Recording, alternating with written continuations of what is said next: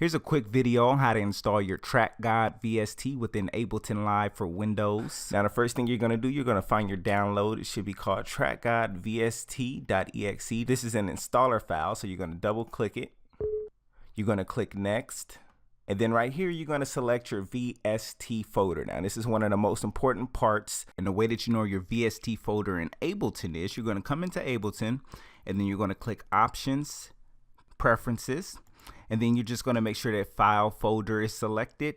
And then down here where it says Plugin Sources, this is going to show you your VST folder. Now, the same folder that you select here in the Track Guide VST installer is going to be the same folder that you select in the Plugin Manager. And within the Plugin Manager, you can either select the folder that's already here, or you can create your own. Me personally, I like to create my own. It's easy to browse to, so let's go ahead and create one.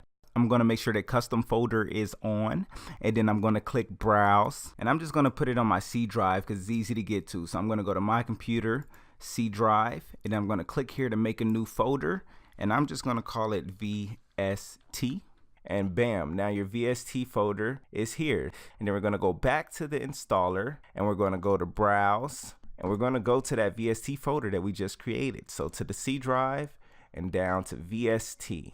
And bam, now we're going to click next.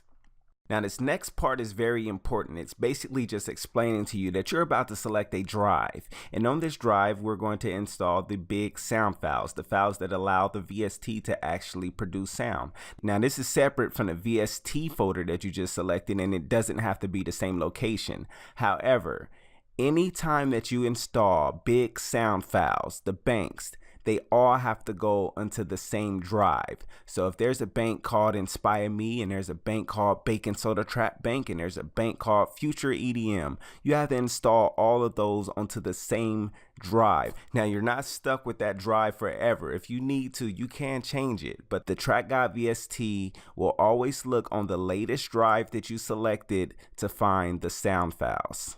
So let's click next and click browse.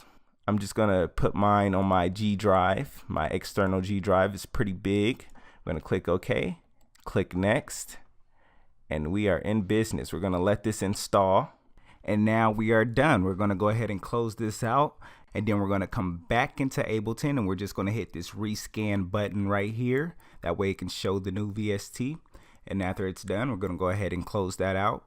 And then over here under categories, we're going to go down to plugins, and we're going to drag this over to a track, and there's the track guide. Now if you're hearing clicks when you first load this into Ableton, you may have to restart Ableton, and then the clicks should go away.